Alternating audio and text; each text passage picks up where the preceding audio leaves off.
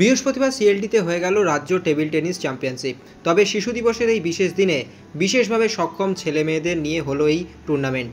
কলকাতা সহ হাওড়া, হুগলি, বর্ধমান, মেদিনীপুর থেকে মোট 40 জন প্রতিযোগী অংশ নিয়েছিলেন এই টুর্নামেন্টে। 3টি বিভাগ করে মূলত এই টুর্নামেন্ট হয়। বিশেষভাবে সক্ষম শিশুদের অনুপ্রেরণা যোগাতে এদিন উপস্থিত ছিলেন প্রাক্তন ফুটবলার মেহতাব হোসেন। সিএলটি ও স্পেশাল অলিম্পিকের যুগ্ম উদ্যোগে এই টুর্নামেন্টকে ভবিষ্যতে আরও বড় করার স্বপ্ন দেখছেন সিএলটির প্রাণপুরুষ রবি চট্টোপাধ্যায়। এই টুর্নামেন্টের পুরস্কার বিতরণী অনুষ্ঠানে ছিলেন প্রাক্তন ফুটবলার মেহতাব হোসেন, স্পেশাল অলিম্পিকের অশোক চাকি, বিশিষ্ট সাংবাদিক অনিলাভ চট্টোপাধ্যায় সহ আরও অনেকে।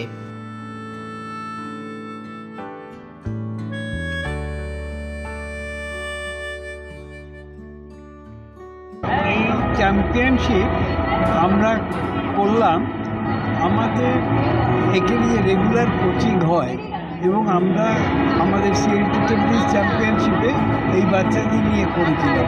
তখনই আমার মনে হয়েছিল যে আমরা এটাকে আরও বড় আকারে নিয়ে যাব।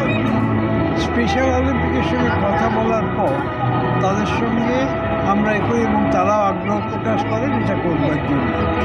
তো আমরা স্পেশাল অলিম্পিক, খেল ফাউন্ডেশন এবং আমাদের একজন অত্যন্ত ঘনিষ্ঠ বন্ধু আদিত্য চক্রবর্তী এবং তার পিতৃদেব, এদের সহযোগিতা এই চ্যাম্পিয়নশিপটা করতে আমরা সমর্থ হলাম।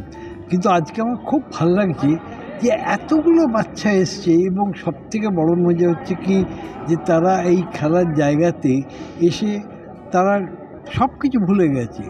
আমরা একটা জিনিস মনে করি যে খেলা এমন একটা পরিবেশ তৈরি করে, সেই পরিবেশেতে তারা কিন্তু একটা আমাদের আমাদের নর্মাল জীবনযাত্রার মধ্যে তারা এসে পৌঁছয়।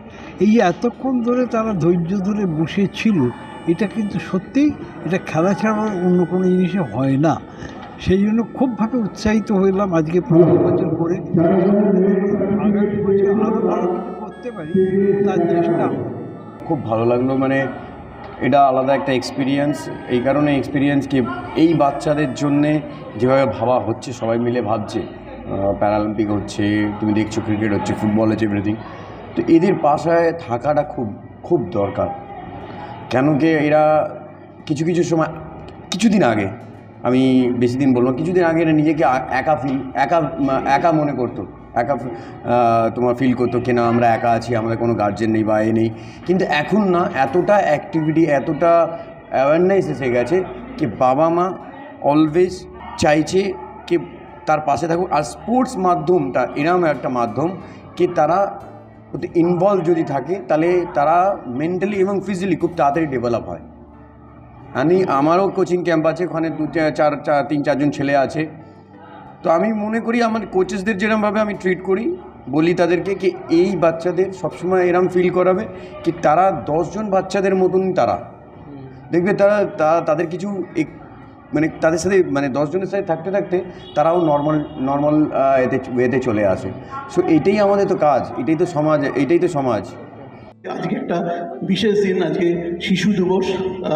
রবিদার কথা আমি বলি যে রবিদা আজকে বড় হয়ে গেছে, মৌমা, পৌলমী এরা সব বড় হয়ে গেছে। ওদের সবার কাছে রবি কাকু একটা বিরাট একটা ভরসার জায়গা, এবং আগামী দিনেও এই বাচ্চারা যারা বড় হবে তাদের কাছে রবিদার একই রকমভাবে ভরসার জায়গা থাকবেন। আমরা অনেক দিন ধরে রবিদাকে দেখছি এবং আমি বলবো যে সবার অলক্ষ্যে যেভাবে রবিদা এই স্পোর্টসটাকে দিনের পর দিন সেবা করে আসছেন, আমি বলবো সেটা পাওয়া যায় না, আজকের দিনে বিরল। বাংলার টেবিল টেনিসে একটা বড় সময় ছিল, খুব উজ্জ্বল একটা দিন আমরা কাটিয়ে এসেছি, সেখান থেকে সরে এসেছি। রবিদাদের মতন মানুষ আছেন বলেই খেলাটা এখনও বেঁচে আছে এখানে। সুতরাং রবিদা যখন এই মুভমেন্টে হাত দিয়েছে, রবিদাকে সবাই ভালোবাসে, ময়দানে আমাদের যারা সাংবাদিক তারা সবাই রবিদাকে খুব শ্রদ্ধা করে, সবাই ভালোবাসে। এবং রবিদা যখন এই খেলাটার সঙ্গে রয়েছে, এই মুভমেন্টটার সঙ্গে রয়েছে, আমি বিশ্বাস যে এই মুভমেন্টটা আরও মানুষের কাছে পৌঁছে যাবে।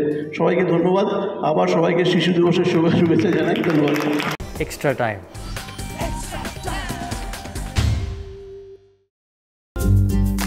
লেটেস্ট নিউজ আর এক্সক্লুসিভ ভিডিওর সঙ্গে আপডেট থাকতে এখনই সাবস্ক্রাইব করুন আমাদের ইউটিউব চ্যানেল। বেল আইকনে ক্লিক করতে ভুলবেন না যেন।